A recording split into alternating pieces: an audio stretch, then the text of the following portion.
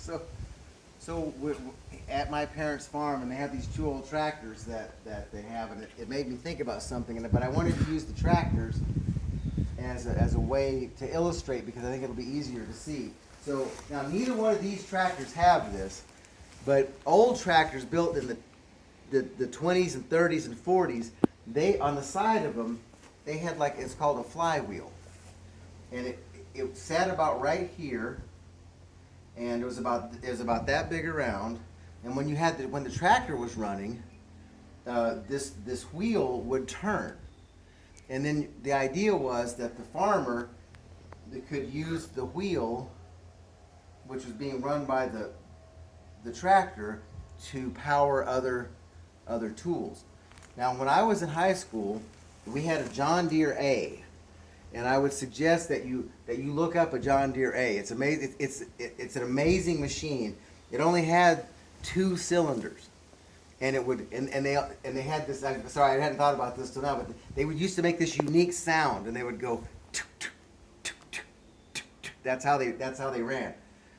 But anyway, so it had this wheel, and we used to burn wood, and I've talked about that. I've talked about getting hit in the head with a piece of wood before in another video.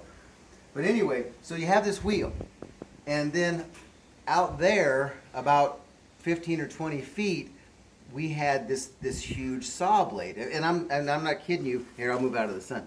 That it was something like out of a cartoon. It was literally this big around, and it had teeth on it that were about that long, like shark teeth or something.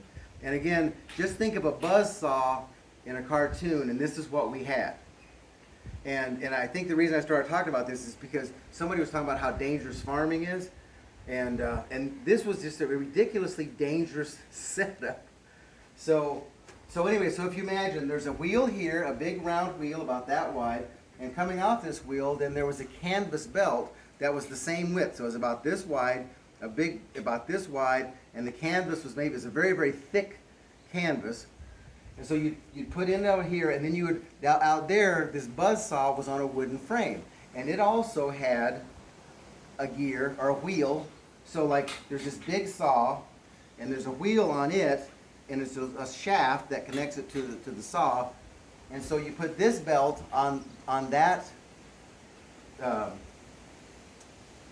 can't think what it's called, but anyway, but the thing that the belt goes around, the wheel, and then so you put it on there, and you start the tractor, you put it in gear, and it starts this rolling, right? This belt is powering that ridiculously dangerous buzzsaw. Again, there's not a guard on this buzzsaw to save your life. I mean, no, yeah, literally, there's not a guard on this buzzsaw to save your life, and so the way that we did it is when we would cut wood, my dad would cut them in approximately 8-foot length, the logs. And so then so he would be on one side of this buzz saw, and as a matter of fact, let me go over here, Caleb. And so let's just pretend, so this buzz saw is right here, so my dad would be on this side of it, and again, keep in mind, this thing's just running the whole time.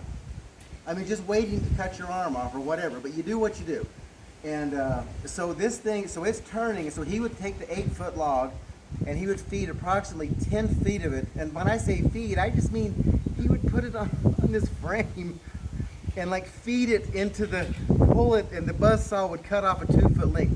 And in my job, what I would do is I would be where Caleb is now, and I would pick the log up, and I would go throw it on a pile.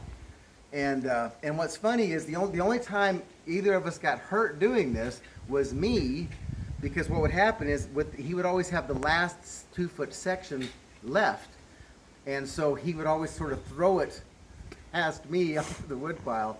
And so one day, and again, I know I've told this story before, but so one day I walk over to the wood pile, I turn around, and I still remember this today, and it was, what, 40 years ago, 42, 43 years ago, and I look at it, there's just this log, boom, boom, and it hit me right in the forehead, knocked me out flat, and the next thing I remember, I'm just laying in the snow, looking up at a clear blue sky, and so, yeah, I don't know how I lived through my teens, but anyway, okay, thanks.